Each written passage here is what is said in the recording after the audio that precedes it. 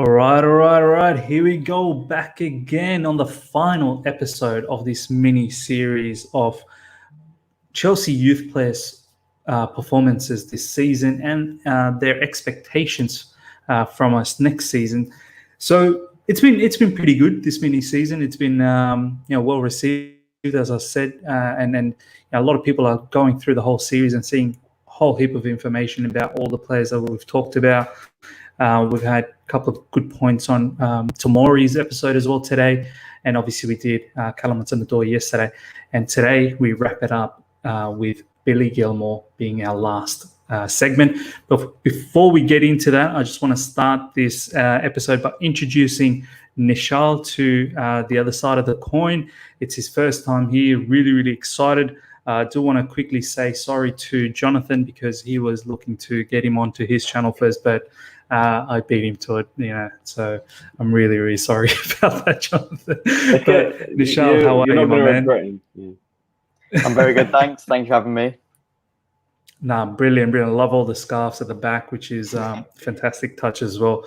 I need to set something up behind my wall. Johnathan, thanks for coming in. As I said, this channel is as much as it's mine, it's yours as well. You're one of my partners in crime along with Jay. So thank you once again for making the time and coming along. No problem at all. Looking forward to this. Brilliant. All right, guys. So as I said, today's episode is about Billy Gilmour. And just as I said before we went live, we're going to do this a bit differently than the previous episodes where we talked about every player's, start of the season, middle of the season, and end of the season. We know Billy Gilmour didn't play so much this season. So I think the best way to do this, as I said, I'm going to ask some questions and, we'll just bounce off each other and, hopefully we get a good conversation out of it.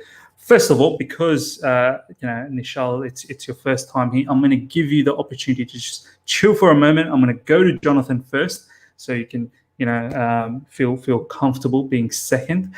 Johnathan, first question for you is, before, I don't know about you, like I personally, I didn't have too much knowledge about Billy Gilmour when the preseason started.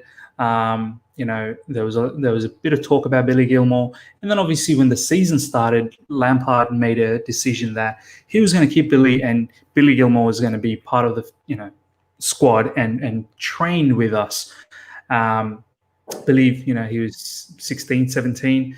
For me, I found that a bit strange. I was like, well, that wouldn't have been better had he gone on a loan, or if he just kept on playing in the youth team, being part of the squad. I just thought, wow, like they must really think a lot of him. And I had no idea about it. So what I want to ask you is, how much did you know about him, and how did you feel knowing that he was going to be part of the squad and be training with the first team? Very interesting, because it's someone so young. Chelsea's usual kind of thing is to send these players out on loan. That's the protocol. The fact that Lampard kept him, put him in the first team squad, got him into the changing room, showed not only faith, but it showed that he's clearly got quality. And as we saw with a couple of games he played towards the end of the season, it's clearly there. And for me, for Lampard, obviously that game he brought him in on his debut, the Sheffield United game, just to touch on kind of Gilmour's mentality, and another reason why I think he will do very well. He came off after that draw. He was very upset for a day. He said he didn't want to speak to his family. It was a momentous occasion for his debut, but he was upset at the fact that we'd drawn the game. Now, he didn't, he played about 6 minutes on that game, but it's the fact that after that game, he reflected on what he could have done, on the result, and Lampard then texts him or calls him and says, chin up, it's a great day. So just to talk about his mentality first, it's clearly there already. And the reason why Lampard has said, you're staying in my squad, is because he thinks he's good enough. And Jay made a very good point on the Hudson-Odoi episode that he said, let's forget about age. If you're good enough, you're going to play. And I feel Lampard's gone, I don't want you anywhere else. I see you as someone that I can use in this squad.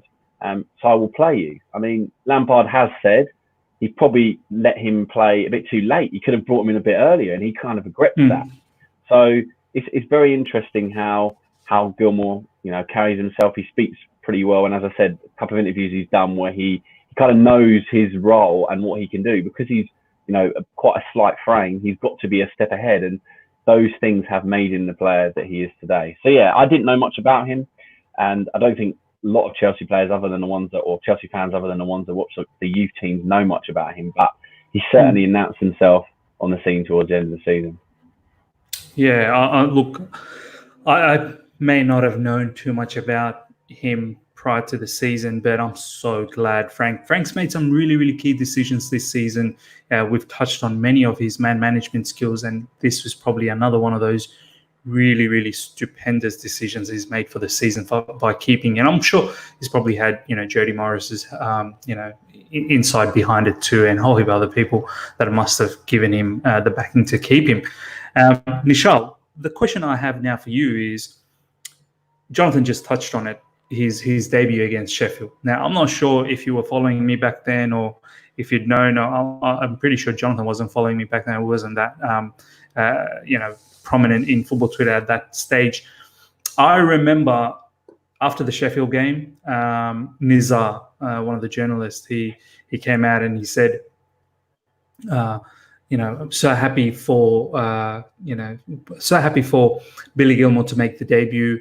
He was basically not talking about the results at all, but he was just praising the fact that Billy got his debut. And I remember that match we were winning 2-0. We were winning 2-0, and then obviously we came back and it was 2-2, and I was so devastated. I was so upset, and I wasn't having a go at Billy at all. I was just annoyed the fact that it was 2-1, 86th minute, I believe, or 84th minute.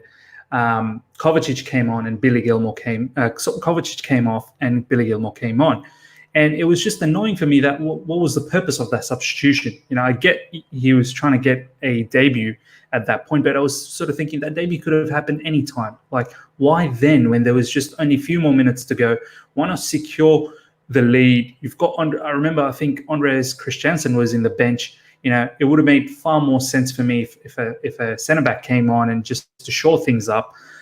But we went with a debut. How do you feel on that debut? Were you excited for Billy, but at the same time, like, questioning why now?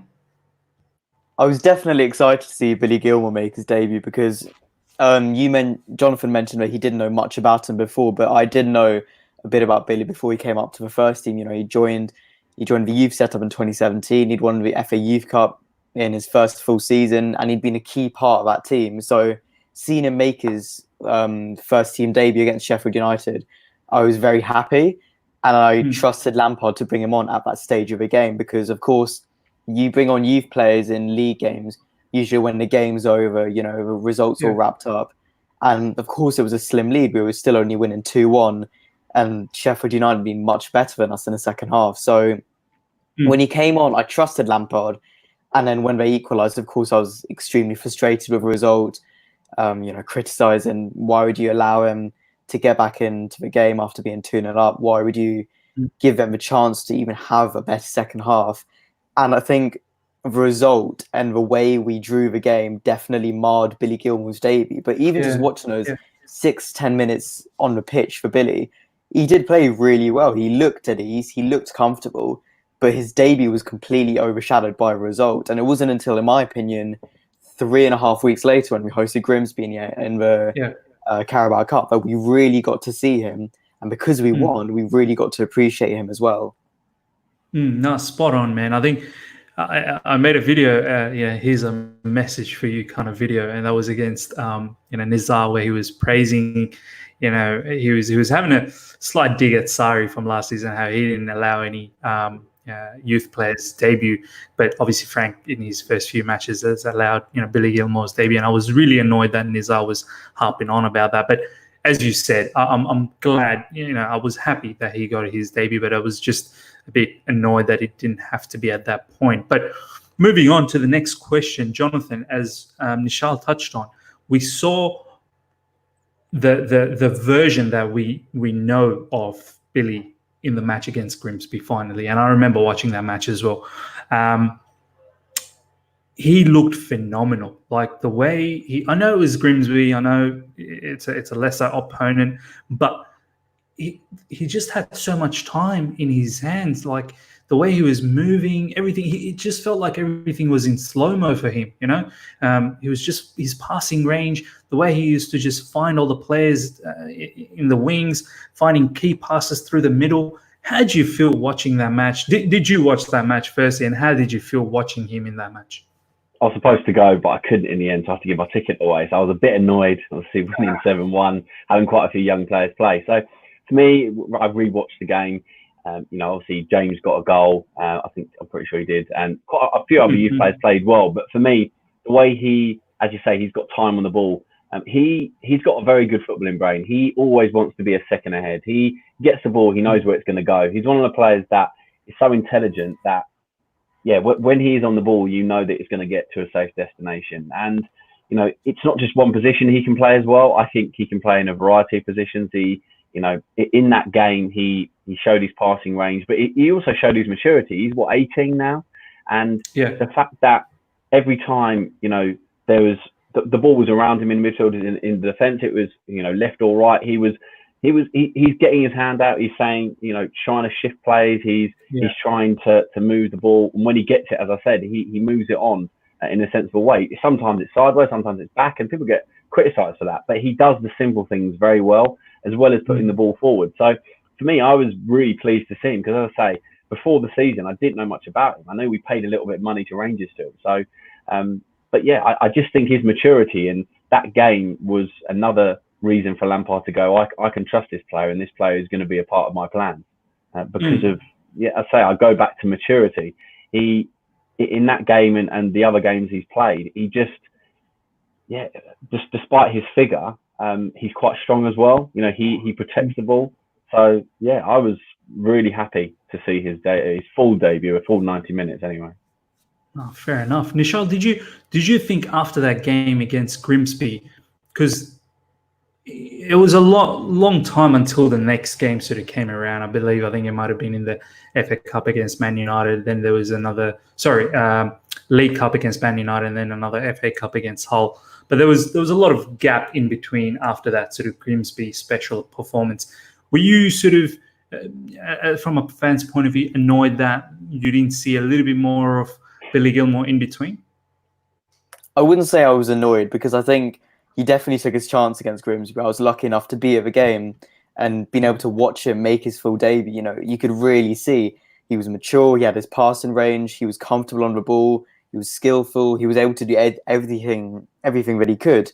In terms of being annoyed that he wasn't playing, I wouldn't say annoyed is the right word, because for an 18-year-old to get his full debut in the Chelsea first team is already an achievement. And I think it's almost unfair to expect him or expect Lampard to be playing him throughout the season, especially when we've got much more experience and decorated midfielders of Jorginho, Mateo Kovacic, and N'Golo Kante.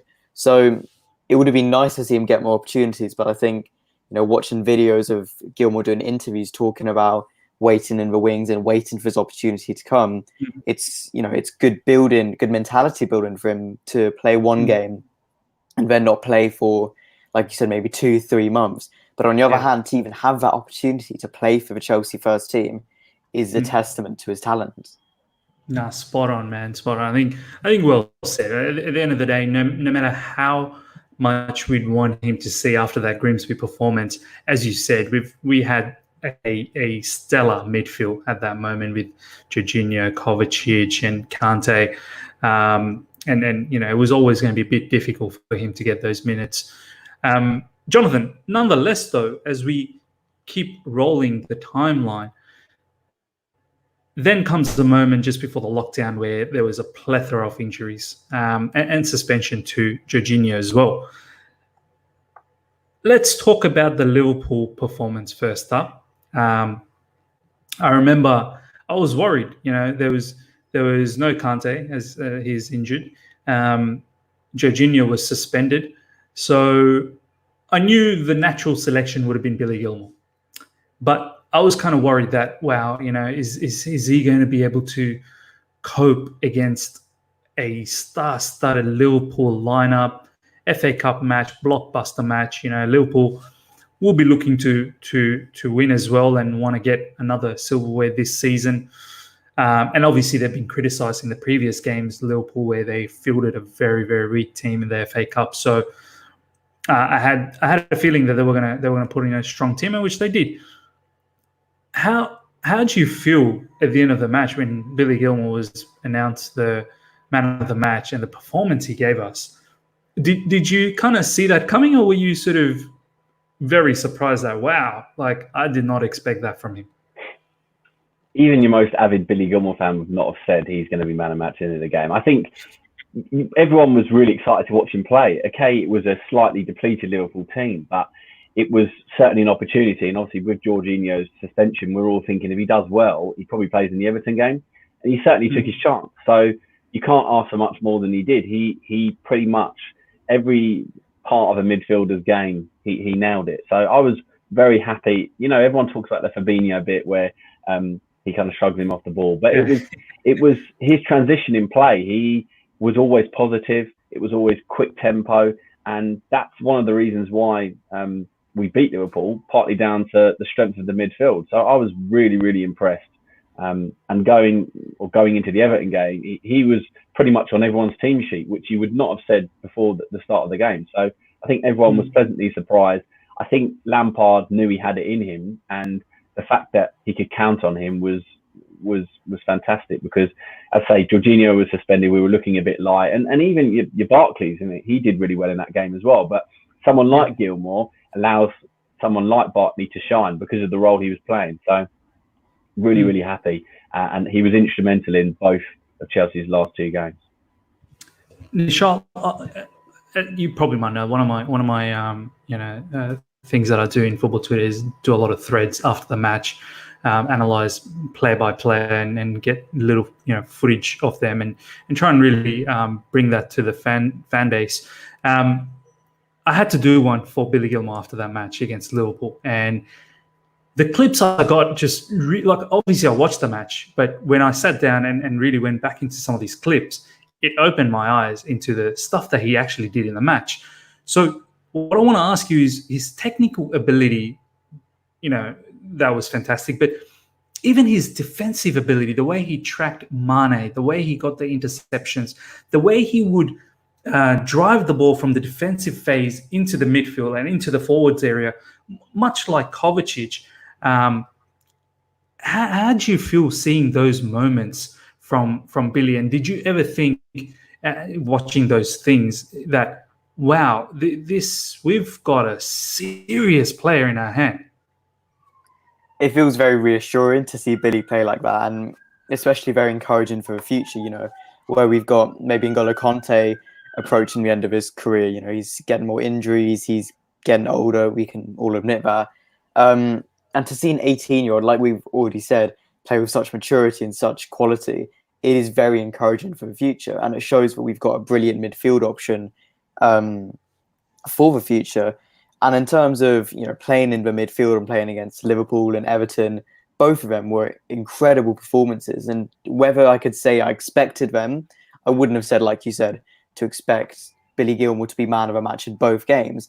But I would have maybe expected him to, put in a decent performance and show why he's one of Chelsea's best youngsters. And especially against Liverpool, against the league leaders, the Champions League winners, he put in an incredible performance. And when you consider some of the players he was on the pitch with, he was next to Ross Barkley, who got his goal. He was with Willian, one of our more experienced players. But to see how comfortable he was against the likes of Fabinho, that one clip we've seen circulated around social media for the last 2.5 months of Billy Gilmour spinning Fabinho and getting away. Just, it's audacious to see an 18-year-old do that on the Chelsea pitch against Liverpool. And if you'd gone back to the start of the season, or even under Sarri, and said, would you expect an 18-year-old to put in such a performance against the best team in the country, you wouldn't vouch on it so much. But he's been absolutely brilliant. And I think these performances are definitely encouragement, but he's going to be one of Chelsea's key players in the next decade. No, for sure.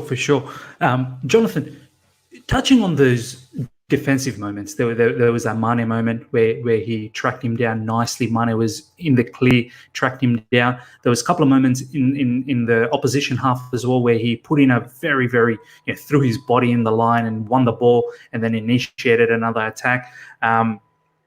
He seems like for his structure and the way and the position he plays, this is the issue that I have sometimes with Jorginho, where, yes, Jorginho has made some really key interceptions as well, but I feel like sometimes Jorginho gets caught out in the defensive phase, especially when there's a counter-attack. He loses his man, and we know he's got the lack of pace. I don't feel that about Billy, though. What's your perception on that? He's got pace, but he's also, he can spot danger. And with that Mane one, it wasn't, Mane is a very quick player. It wasn't the fact that Billy is the fastest player on the pitch. It was because he identified what was going to happen. He could see what was going to happen, and then he intercepted it and got rid of the danger. It's that kind of ability. You can't really teach that. You can tell players how to do it, how to track runs, and how to see how a game is going to open up. But the fact that he spotted it was fantastic. And yeah, that clip, the Fabinho clip, the one where he sets Giroud away, will live long in the memory. So yeah, I think I think people are quite quick to say he could be a defensive mid. He's someone that can be part of a two in a pivot. I think he can do most roles in the midfield. I don't think we should limit him to that.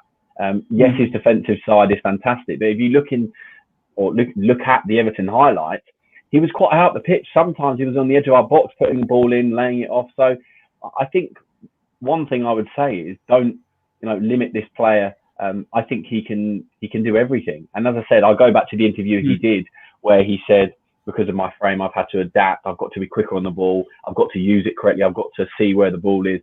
All of these things have made him the player that he is today. And I just think we saw a very short glimpse of those two games of what he can do. And yeah, I don't think that we should pigeonhole as one sort of midfielder person that can do one sort of job. I think, as I say, he can do everything. And for someone so young to do that is unbelievable. No, for sure. Nischal, obviously we've talked a little bit about the Everton game as well now, in between this Liverpool sort of segment. And we've seen some really, really clever passing again. There's been a few pre-assists as well where he's laid the ball off to Barkley and then Barkley would put an assist. And there's been some many, many key passes as well. One of the things, and of course, two back-to-back man-of-the-match performances, and there's been a lot of hype around him. One of the things many people have been saying in social media is that, wait till this kid plays more and more, oppositions are going to get to see him, and soon they're going to figure him out. The size is going to be a bit of an issue as well because, Billy is small. Do you think, we've seen some smaller players, the likes of Xavi and Iniesta as he gets compared to a lot, and they weren't the hugest players in world football. They were just so smart with their movement and their ball skills. Do you think someone like Billy in the Premier League size would be a problem down the track, or oppositions might figure out his game? Like, do you feel he's smart enough to adapt? Absolutely. I don't think you can use his height as a weakness, because I think using any player's height as a weakness doesn't make sense when you've got the likes of Lionel Messi, Xavi, Andres Iniesta who've proven it doesn't matter when you've got the football brains. And that's what's brilliant about Billy Gilmour and why he's compared to, that Barcelona trio, and even Cesc Fabregas, who he himself has said he looks up to early on in his Chelsea youth career. Billy Gilmour has that intelligence and has that football intelligence where he will be able to cope perfectly in the Premier League. And we saw him play against Sheffield United, albeit for 10 minutes, albeit in a poor 2-2 draw. And he showed that even at his young age of 18, he was capable of coping in the Premier League. And then against Grimsby, Everton, Liverpool, we've seen the same thing and we've come away with the same result. He's smart enough, he's good enough, and he will be good enough in the future. In terms of players and teams working out his style and his weaknesses, I think that's a part of football. You can't necessarily say Billy Gilmour will be a worse player because players will work out how to stop him. Well, players worked out Messi's game and no one can stop him. So if that's the case with Lionel Messi, or even in the Premier League, the likes of Frank Lampard, Paul Scholes, Steven Gerrard, people worked out how they played, what their strengths were, what their weaknesses were. And even if you can work out someone's game, it doesn't necessarily mean that you're going to be able to stop them. So people will learn what Gilmour's game is, but as they learn what he does, he will learn to develop his own game, become even better, even stronger, and also use his, low centre of gravity and his height to his advantage in the Premier League. So well said, man. So well said. I mean, as others figure him out, he'll start developing more different facets, and he'll do his things even better. I remember, Arjen Robben. Everyone knows he's gonna cut in and he's gonna whip that ball in. Everyone knows that. You can tell when he's in that right wing and he's cutting in. That shot's coming and it's gonna be a goal. But almost 9 out of 10 times, it's always undefendable and it's always a goal. And you go, what was the defender thinking? It's too difficult. You just can't stop it. And I feel like someone like Billy Gilmour with the low center of gravity that you're talking about is, if he just continues the way he is right now, they can figure him out. But he'll just do it that well that they just won't have any answers to. Johnathan, I guess, wrapping up this first segment of Billy Gilmour, did you? Obviously, we've talked about the Liverpool and the Everton game, and then the lockdown happened. Unfortunately, such a bummer that it happened. Do you feel? And I remember, I think Andy Roberts from Liverpool after the Liverpool game came out and also told Billy Gilmour that how special his performance was against Liverpool, and he's looking forward to him to play for Scotland as well. Did you feel that had there not been any lockdown, obviously Jorginho's suspension was coming to an end after that? Do you feel with Lampard's merit sort of policy that Billy would have continued on to marshal in midfield?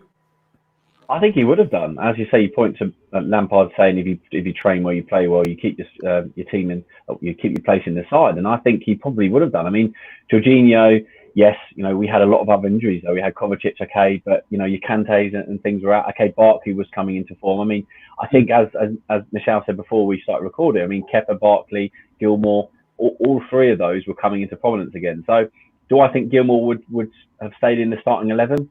Certainly after those two games. Whether it would have been for the rest of the season, I think you would have seen a bit more of a rotation between him and Jorginho or him and someone else. But I certainly feel those two games warranted his place in at least the squad for every match day for the rest of the season. So it is a shame that football kind of stopped, but I think it's benefited us in other ways because obviously we've got all our injured midfielders back. So.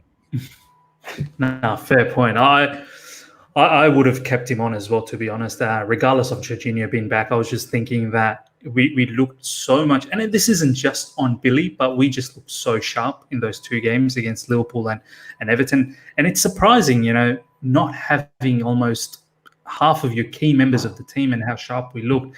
It just tells you that it's all about balance. It's not about the names. It's about the balance of the team and each individual knowing what they need to do to basically carry out Frank's plan. So it was great to see that Billy Gilmour was a prominent part of that. Just to wrap up the first segment of it, Nischal, what do you think of Billy's few appearances this season?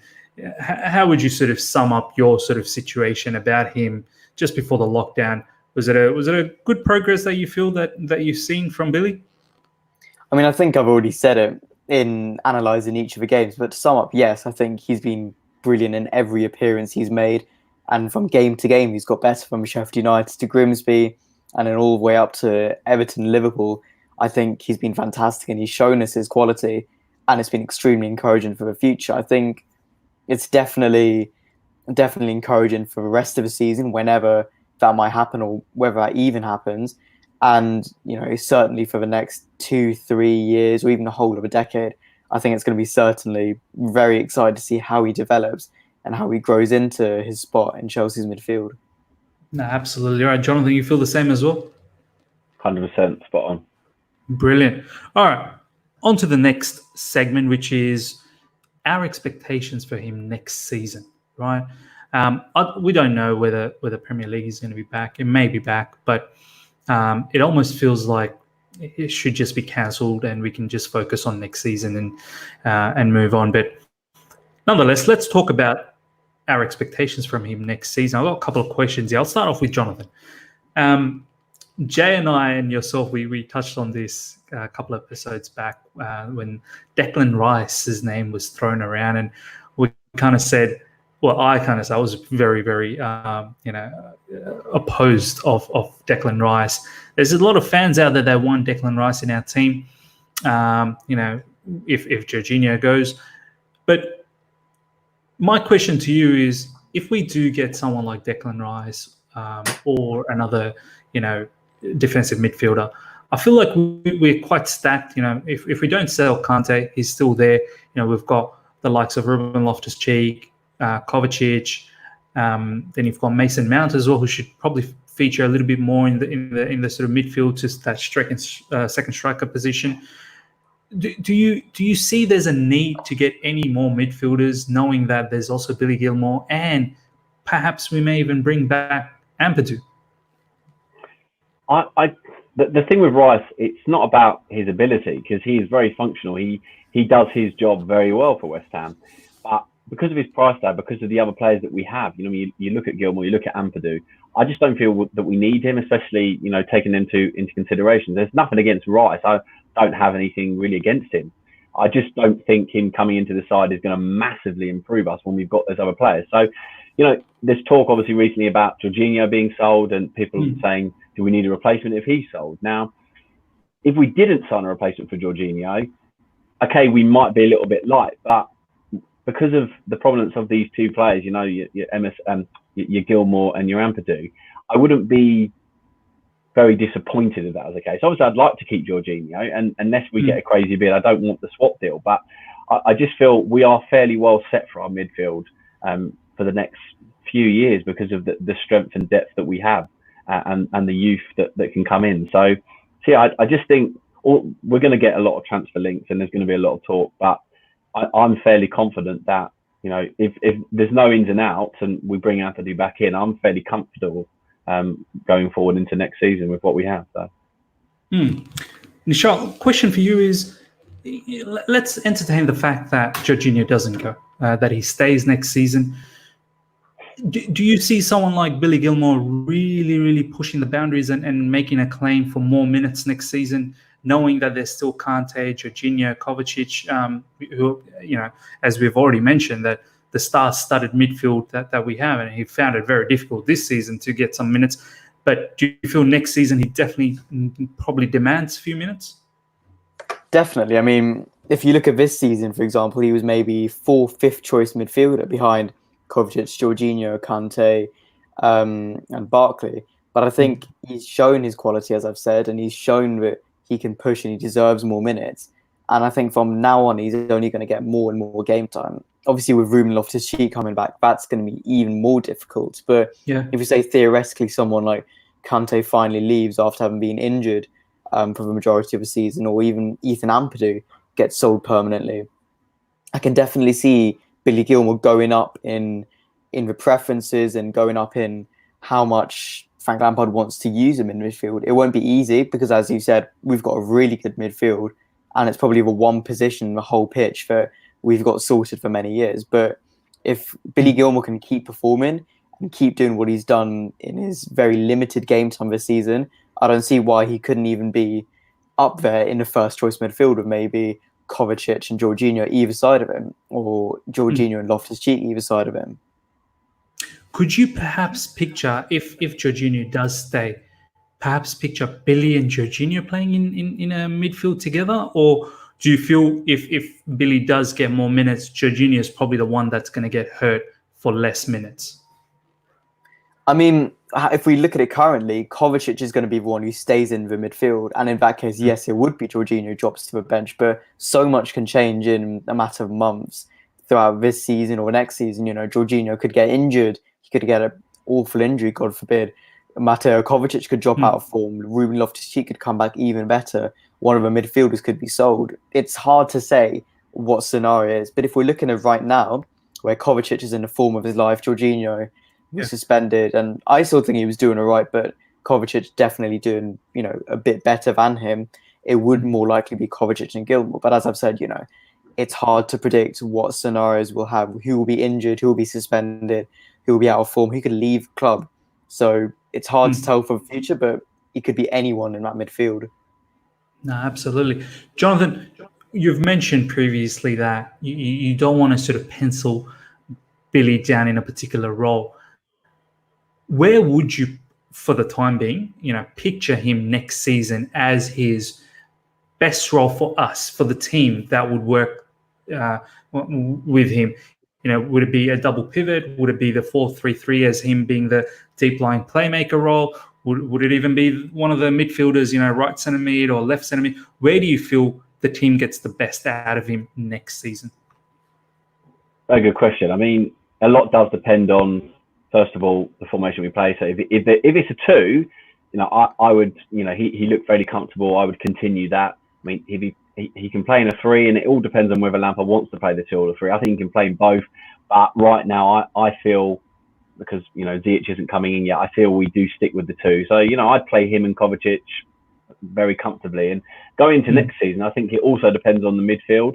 The defence. Now, what we did well with the Everton game, Gilmour was constantly covering Alonso when he was going forward, and he was sometimes coming across to the right side as well. The fact that he could clear up things that we didn't have that luxury at the start of the season, I think helps us a lot. So if we don't strengthen the defence, I think he's a bit more useful in the 2, because we need him a bit deeper to intercept and then to start the play again.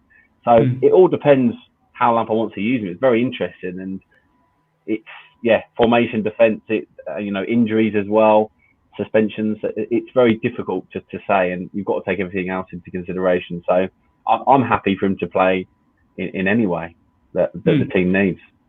Fair enough. Nischal, the question that I want to have for you now is, since this Jorginho sort of rumour came around with the swap deal with Pjanic, I've pretty much said to myself that I don't really need Pjanic. I'm happy if Juventus wants Jorginho, they can have him. If he wants to reunite with Sarri, that's fine. But few have replied back to me saying, but Billy needs Jorginho. Jorginho can act as a mentor.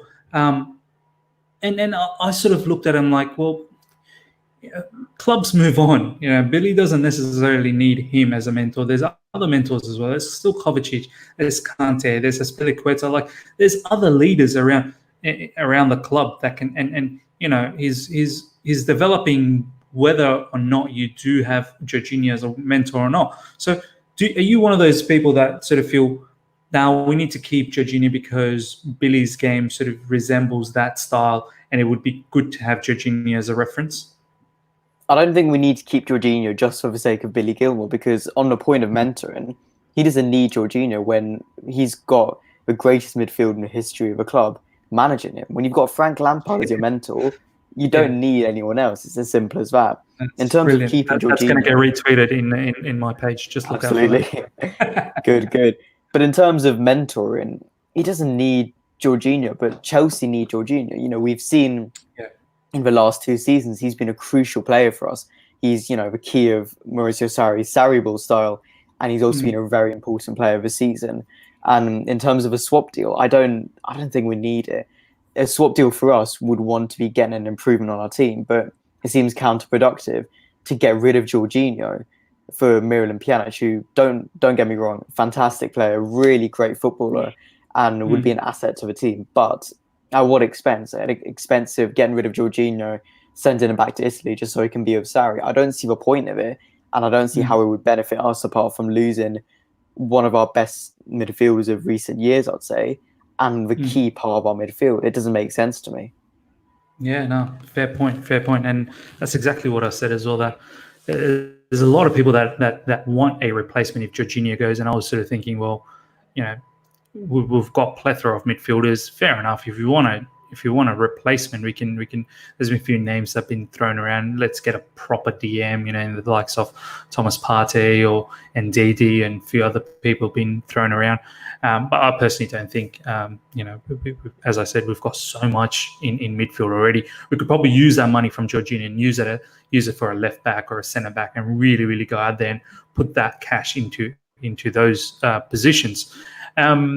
Jonathan, let's now finally wrap things up with Billy Gilmour. I'll ask both of you guys a couple of questions. Do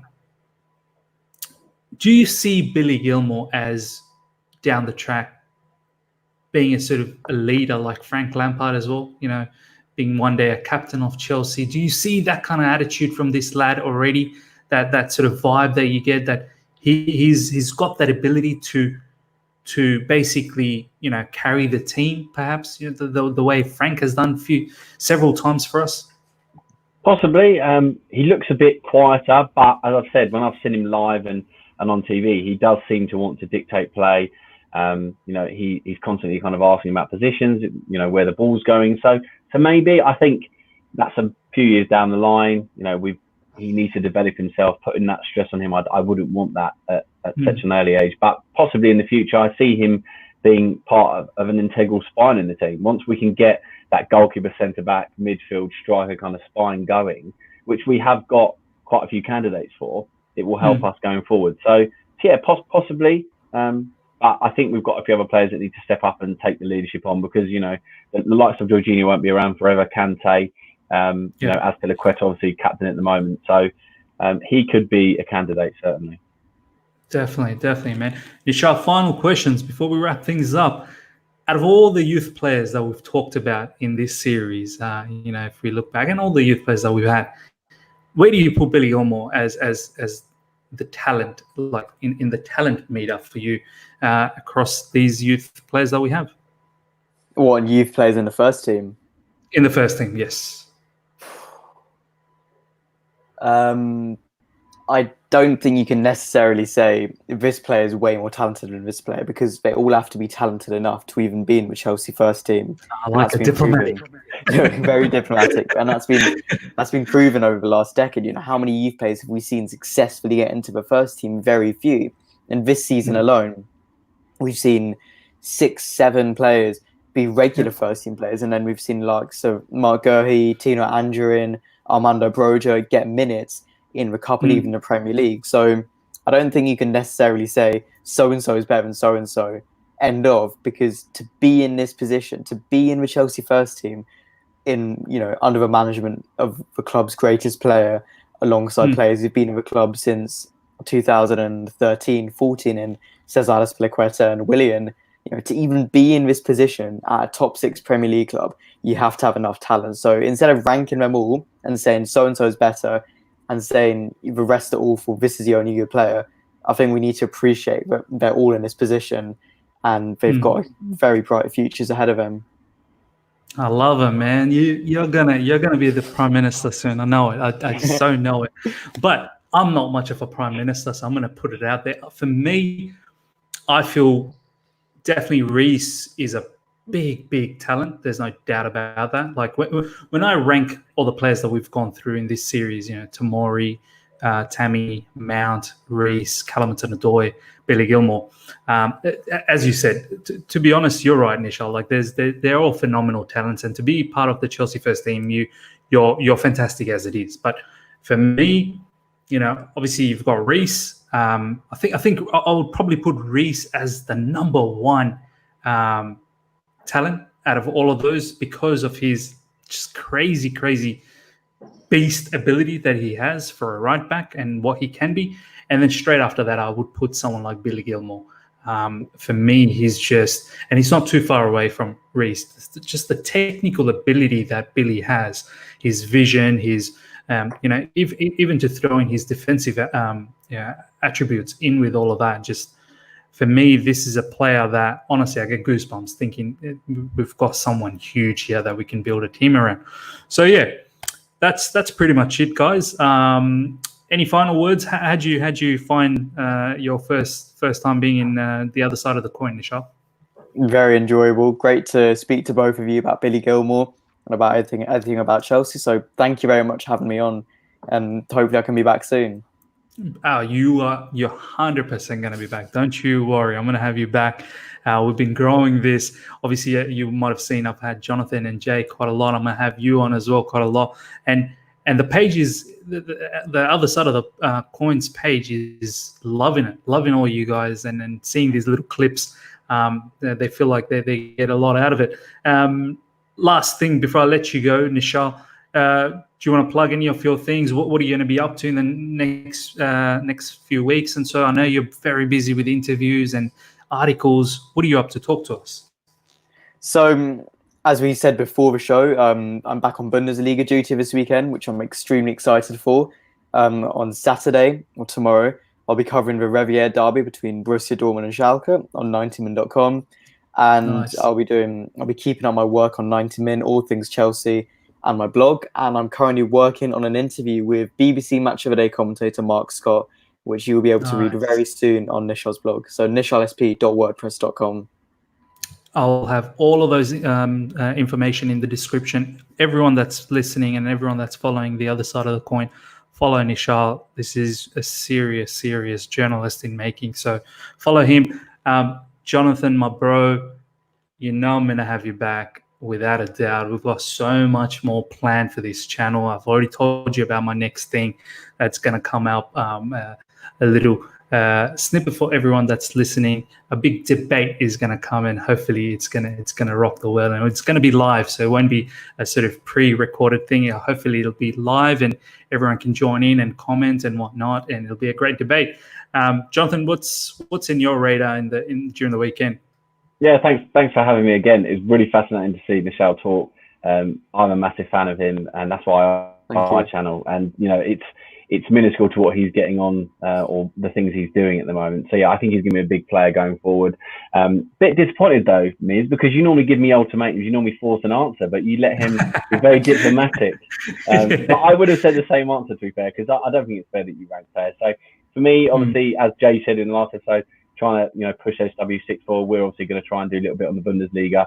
Just trying to think of some interesting articles to write as well. I'm obviously not in the same category as Nischal, but just trying to keep busy, trying to bring a bit of humour to Twitter. So yeah, let's hope that football, more football's coming back, and the Premier League can come back when it's safe to do so. Brilliant, man, brilliant. Look, I've had an enjoyable conversation, and I'm so happy that we've ended this series with you two. Look out for this episode coming out tomorrow, and yeah, that'll be it for this series. And until next time, see ya.